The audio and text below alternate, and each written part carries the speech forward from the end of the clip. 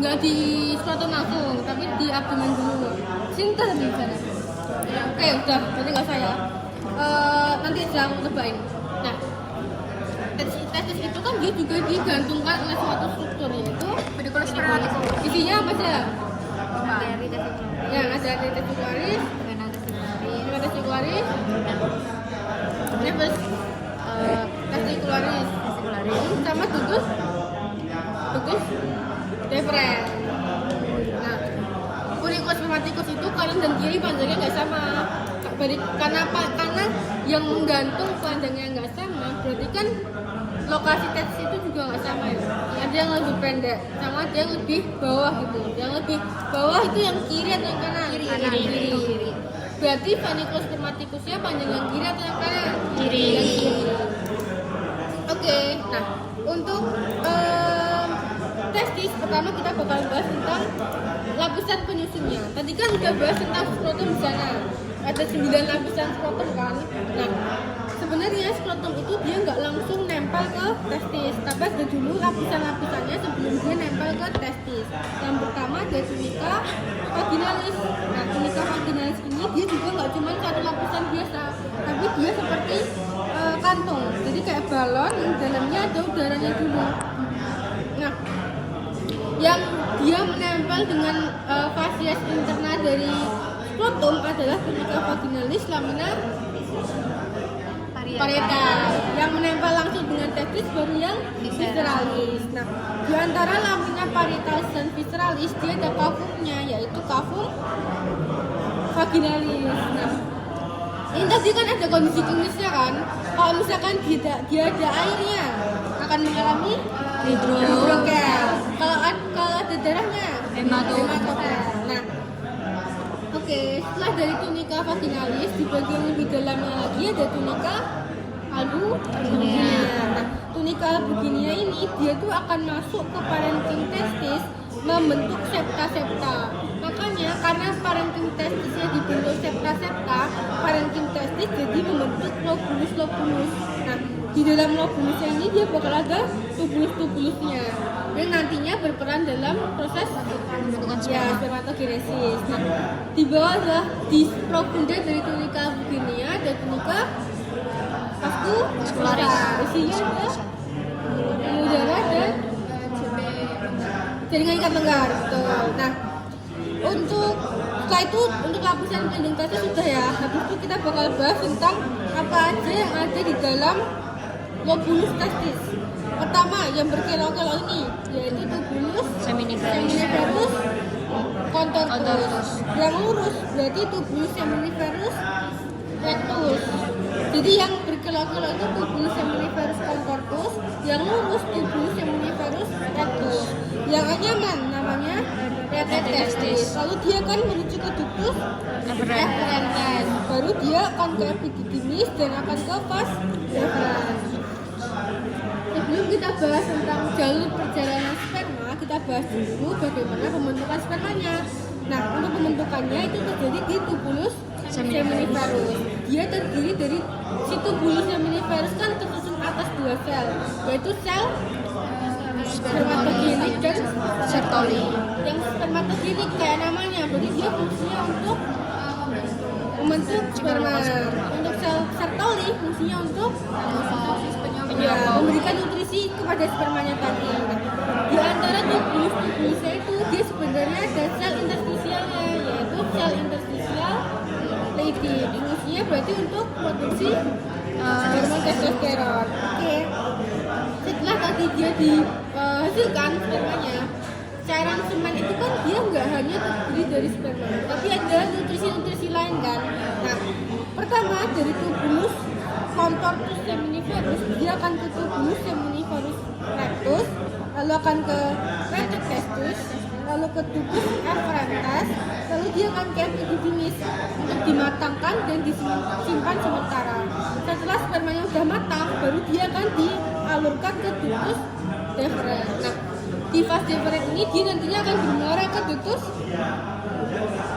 ejaculatorius. Nah, di ductus ejaculatorius ini sebenarnya dia bukan hanya muara dari vas deferens, tapi juga muara dari glandula vesicula seminalis. Nah, ductus ejaculatoris itu dia muaranya ada di sini, yaitu uretra pas prostatica. Tepatnya di mana sih? Jadi seperti yang kita tahu, ini kan uretra pas prostatica. Nah, di uretra pas prostatica itu dia ada penonjolan. Ini penonjolan, yaitu ini loh. Yaitu adalah coliculus seminalis. Di coliculus seminalis ini dia ada 3 lubang. 3 lubang ini merupakan muara dari masing-masing kelenjar. Yang paling besar itu disebut juga utriculus prostaticus, berarti merupakan muara dari kelenjar prostat. Yang 2 di bawahnya itu adalah muara dari ductus ejaculatoris. Nah, setelah itu dia bakal dari uretra pas prostatica dia akan ke uretra pas granacea. Setelah itu dia ke uretra pas spongiosum.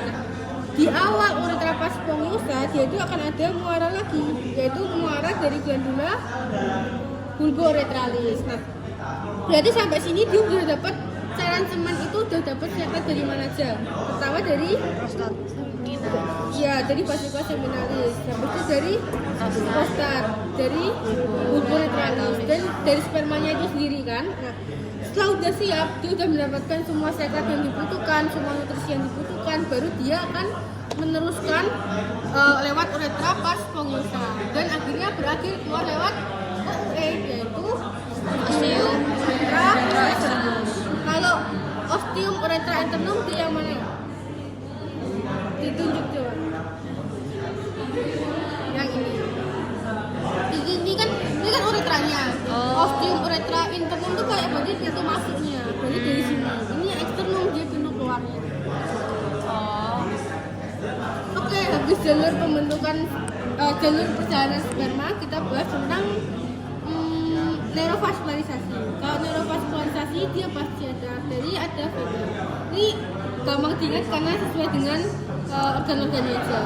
Di sini ada testis, berarti ada arteri testicularis. Ada ductus deferens, berarti arteri ductus deferens. Lalu kan tadi kan di sini juga dia bakal dilindungi oleh suatu muskulus, yaitu muskulus cremaster kan. Berarti ada arteri cremasteria. Nah, dan itu kalau venanya kebanyakan organ-organ di genitalia maskulina itu oleh plexus venosus paminiformis, yaitu di vena testicularisnya. Nah, ada kan testis ada 2, jadi dia harus ada 2 aliran vena.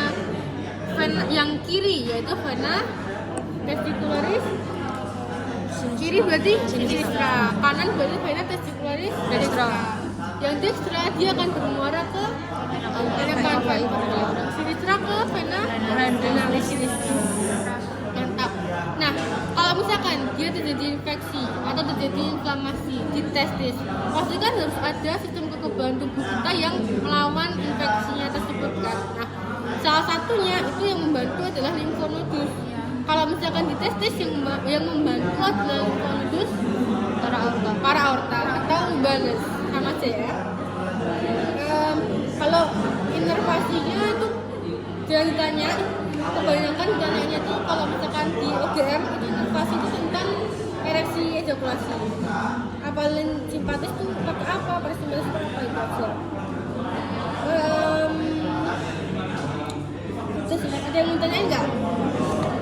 Kalau nggak ada aku ya tanya. Nah, tadi kan ada descensus testicularum kan sana. Dia testis itu awalnya ada di mana? Di sini. Abdomen. Jadi di samping organ.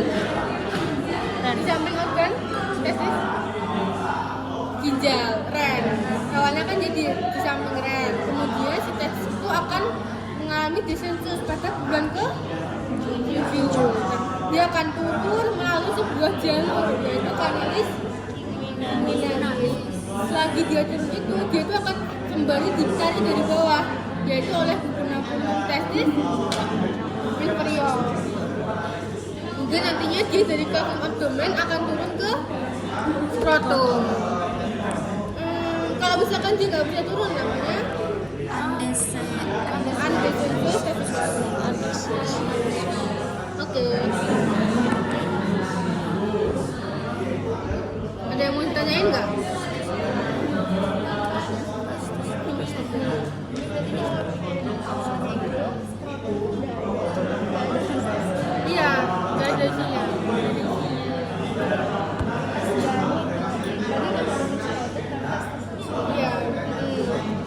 kan dia tuh spermatom itu kayak dia tuh menunggu testis karena waktu dia masih embrio kan sperma masih nggak diperlukan kan, jadi tidak terjadi spermatogenesis.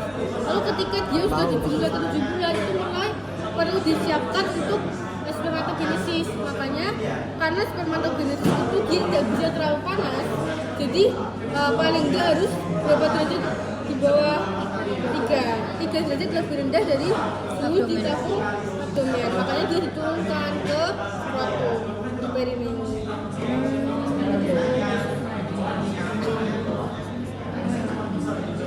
Mbak, kalau misalnya nggak bisa turun atau itu bisa dioperasi. Setahu aku bisa dioperasi. Karena kalau enggak dia bakal komplikasi. Karena kan pertama itu kan bukan tempatnya ya. Pasti nanti sistem imun tuh bakal melawan benda yang asing gitu loh. Yang kedua tuh dia jadi nggak bisa menghasilkan sperma nantinya sampai serius.